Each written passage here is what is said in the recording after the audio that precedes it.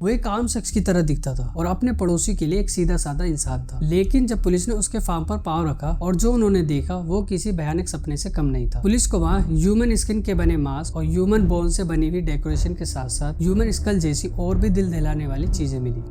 तैयार हो जाइए, आज हम आपको ऐसे शख्स के बारे में बताएंगे जो इंसानियत के सबसे डरावने पहलू को दिखाता है। ये शख्स हॉलीवुड की फेमस मूवीज जैसे psycho, the Texas chainsaw massacre और कुछ हद तक साइलेंस ऑफ द लैम्ब जैसी मूवीज के लिए इंस्पिरेशन रहा। अब तक दुनिया को इसके जितना शौक किसी इंसान ने नहीं किया। So welcome to the second episode hunter of human.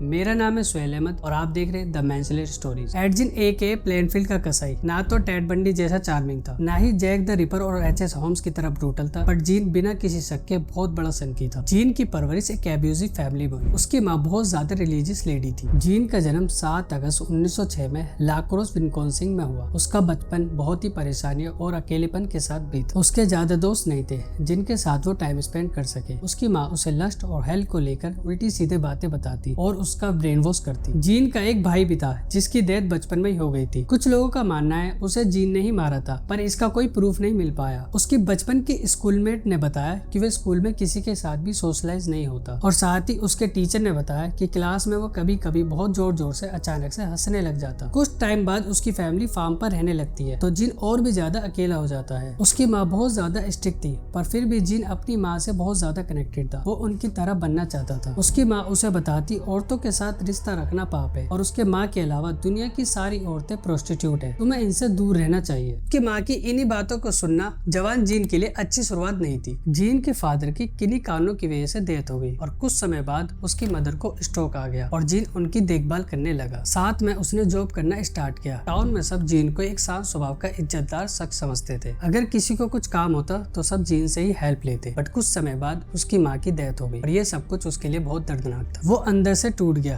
अकेलेपन में जीन नाजिस स्टोरीज और कैनिबल पर किताबें पढ़ने लगा और धीरे धीरे वो इन सब चीजों से फैसिनेट हो गया। उसने अपनी जॉब कंटिन्यू रखी और फार्म पर काम करने लगा। उसने एक नई हॉबी डेवलप करी, वो थी अपनी माँ की तरह दिखने की। इवन उसने अपनी माँ का कमरा ऐसे रखा हुआ था जैसे जिंदा होने पर उसकी माँ रखती। अब इस कहानी का सबसे खतरनाक पार्ट शुरू होने वाला है। जैसे कि मैंने बताया, एडजिन कोई प्रोफाइलिक सीरियल किलर नहीं था, पर जो उसने किया वो सुनकर आपके रोंगटे खड़े हो जाएंगे। एक औरत जिसका नाम बर्निस वॉर्डन था, वो एक हार्डवेयर स्टोर में काम करती थी। वो अचानक से एक दिन गायब हो जाती है। पुलिस ने जब उसके बेटे से पूछताछ की तो उसने बताया कि लास्ट टाइम उसने अपनी माँ को जीन के साथ देखा था। तो पुलिस ने जीन के फार्म को सर्च और उसे अरेस्ट करने के लिए एक वारंट इशू किया और उसके फार्म पर पहुंच गई। ये उस तरह की सीरियल किलर स्टोरी नहीं है जिसमें ट्विस्ट और टर्न हो। पुलिस को वो मिल गया जिसके लिए वो फार्म पर गई थी। पुलिस को वहाँ मिसेस वार्डन की बॉडी उल्टी लटकी मिली। उन्हें .22 कैलिबर की गोली मारी गई थी। मिसेस वार्डन का सर गायब था। उनके टेंडन को कट करके वहाँ से एक रोड निकाली गई थी ताकि उन्हें हवा में लटकाया जा सके। बॉडी को बीच से कट किया गया था जैसे किसी जानवर को किया जाता है और सारे ऑर्गन निकाल लिए गए थे। पुलिस को मिसेस वार्डन का सर जूट के बैग के अंदर से मिला। जीन को सर से कुछ ज्यादा ही लगाव था, जैसे कि आप आगे देखने वाले हैं। पुलिस जब घर के अंदर गई तो और ज्यादा हैरान हो गई।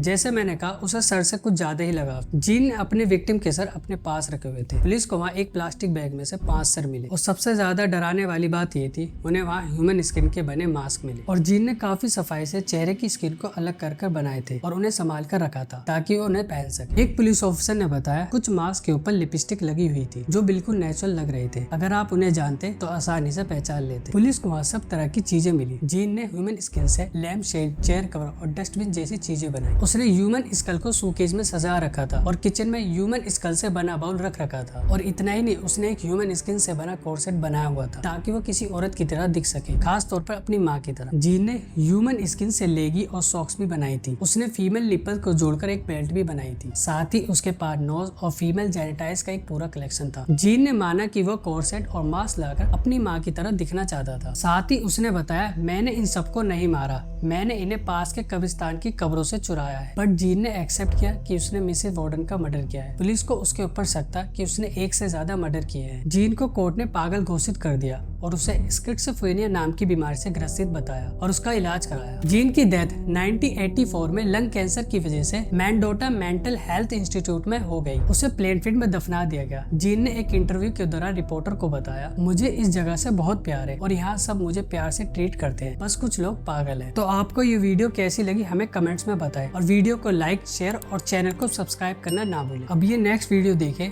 जिसमें हमने आपको जॉन वेन गेसी के क्राइम के बारे में बताया कि कैसे उसने 33 35 से ज्यादा लोगों का मर्डर किया। या फिर हमारी रीसेंट वीडियो देखें।